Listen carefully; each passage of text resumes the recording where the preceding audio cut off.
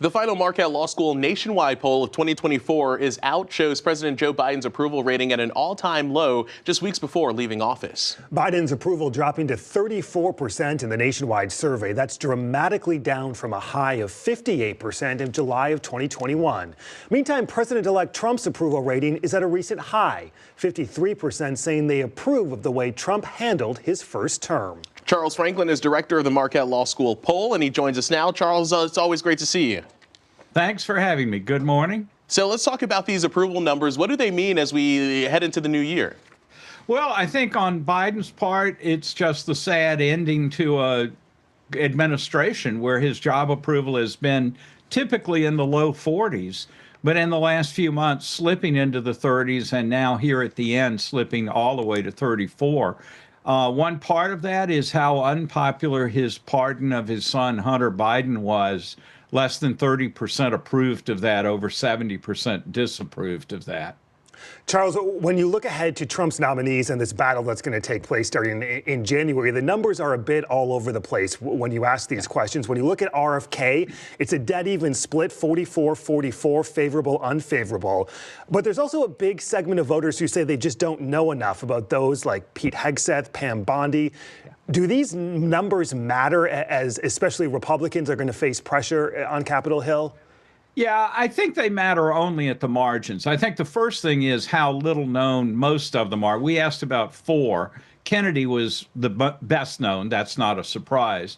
But with Marco Rubio, the second best known and the one with a positive favorability, net favorability, Bondi just a little bit negative for Attorney General.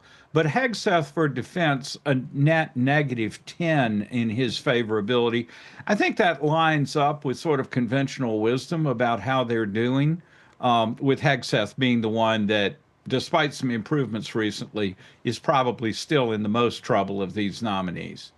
Charles, Trump announced this past week that he's suing well-known Iowa pollster Ann Seltzer and the Des Moines Register after her last poll just before the election showed a big swing for Vice President Kamala Harris. As a pollster yourself, is a lawsuit like this, is this concerning to you? Well, it's concerning, and it's an example of politicians suing news media, the Des Moines Register and its parent Gannett, as well as suing the pollster directly.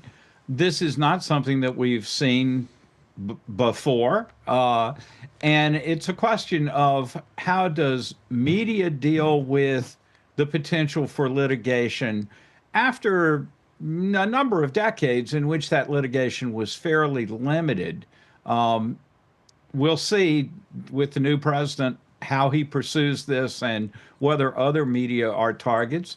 He just won a settlement with ABC News and is suing, I believe, CBS. So this is something that is sort of new territory. Past presidents haven't engaged in this. Donald Trump clearly is planning to. And for pollsters, Charles, do you anticipate this will change the way polls are conducted or potentially even released if they may show an outlier? Well, I think stopping release of a poll that looks like an outlier is probably one potential effect of it.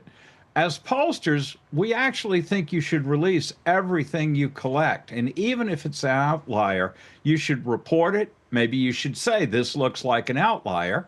But the idea that the polls can be more precise than they currently are, that's a real problem. And so how do you deal with the possibility that you're wrong, whether wrong on election by a little bit or wrong by a lot, as Seltzer was? And how do you change what you release? The methodology is about as good as we know how to make it. It's not like we could twist a dial and somehow get a lot more accurate than we currently are. So I think that is a problem, and we'll see how much effect this case has. Whether it gets dismissed in a speedy manner or whether it goes through and Trump wins, that's a big unknown at this point. A lot to watch for as 2025 gets underway. Charles Franklin, the director of the Marquette Law School poll, always great to have your insight and analysis. Thank you. Thanks a lot. Take care. Up next, the budget battle, the interviews, J.R. Ross on what to expect inside the Capitol. His new reporting next.